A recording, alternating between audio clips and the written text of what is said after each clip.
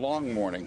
And I want to say, first of all, thank you to all the emergency personnel that have worked through the night and their courage and their calm determination to make our city safe and to arrest anybody that did us harm. I also want to thank the county, Judge Jenkins. I want to thank the FBI. I want to thank the governor. Lieutenant Governor flew in last night.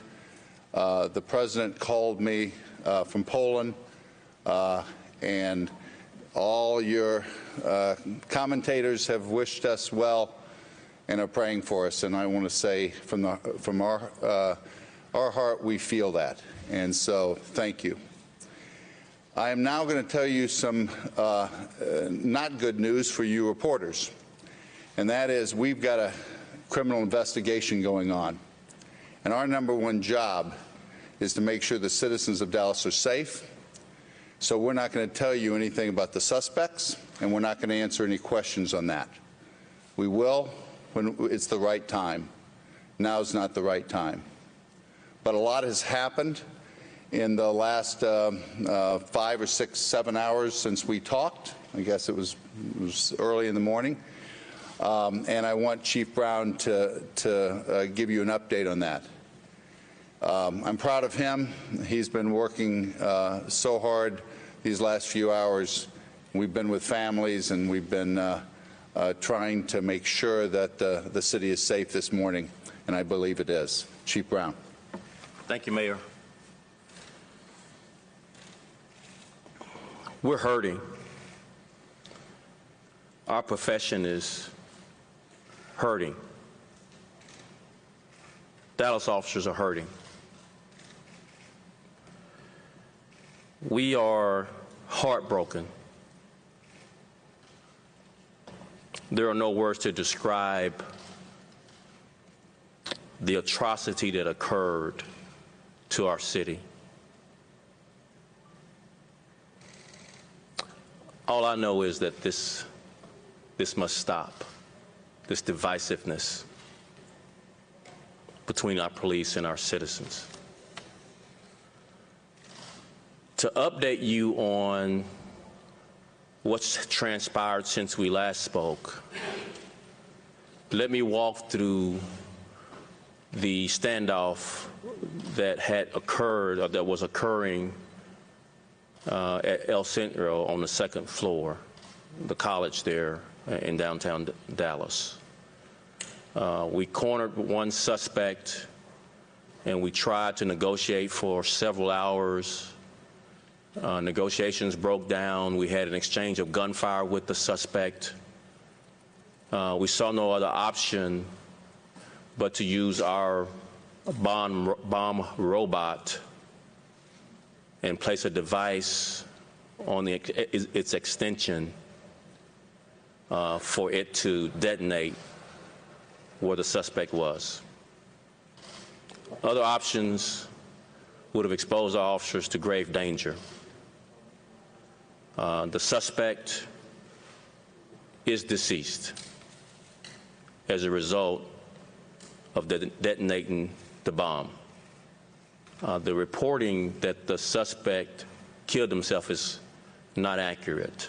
We've confirmed that he's been deceased because of the detonation of the bomb. Our hostage negotiator did an exceptional job getting this suspect to talk before he died, during the hours of negotiating that eventually broke down. And I want to share with you some of the comments from this suspect. The suspect said he was upset about Black Lives Matter. He said he was upset about the recent police shootings. The suspect said he was upset at white people. The suspect stated he wanted to kill white people, especially white officers. The suspect stated that we will eventually find the IEDs.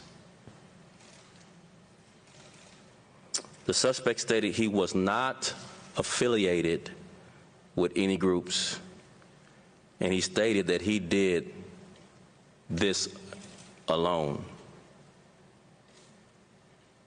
The suspect said other things that are part of this investigation so that we can make sure that everyone associated with this tragic event is brought to justice.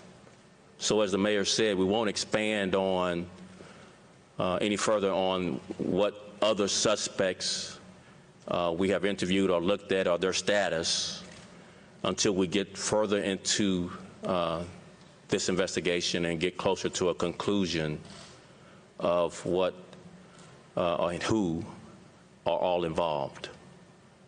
But let me just say just some closing comments about Dallas police officers and Dart police officers. Some of the bravest men and women you'd ever want to be associated with.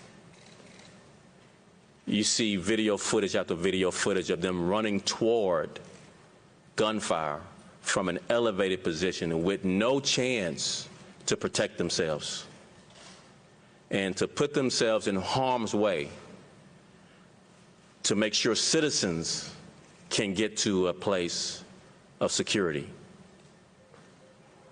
So please join me in applauding these brave men and women who do this job under great scrutiny, under great vulnerability, who literally risk their lives to protect our democracy. We don't feel much support most days. Let's not make today most days. Please, we need your support to be able to protect you from men like these who carried out this tragic, tragic event. Pray for these families.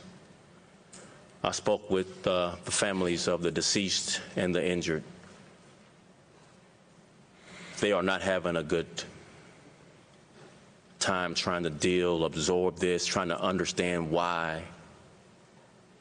And they need your prayers. So please join us in helping us comfort the grieving officers' families.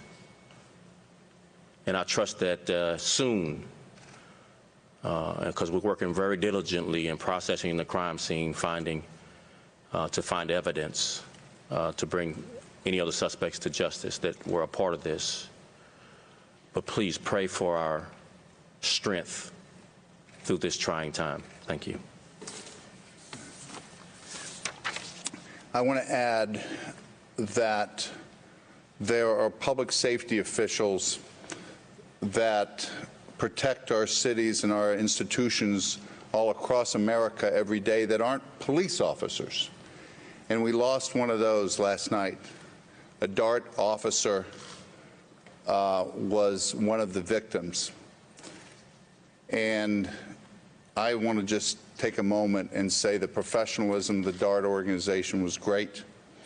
And I appreciate better school police officers, campus, college police officers, standing shoulder to shoulder with our police officers, and that's the way we work. Now, Chief Brown told the victims' families last night and the police officers that he was a man of faith, and I'm a man of faith too, and that we need prayers, and prayer is good. So today at 12 o'clock at Thanksgiving Square, a leadership group of interfaith ministers will be leading us in that prayer. I would ask that if you're at your home or at your office or at your school, to join us today at noon in that spirit of prayer, to bring our city together and our country together to heal wounds, not create them. Thank you.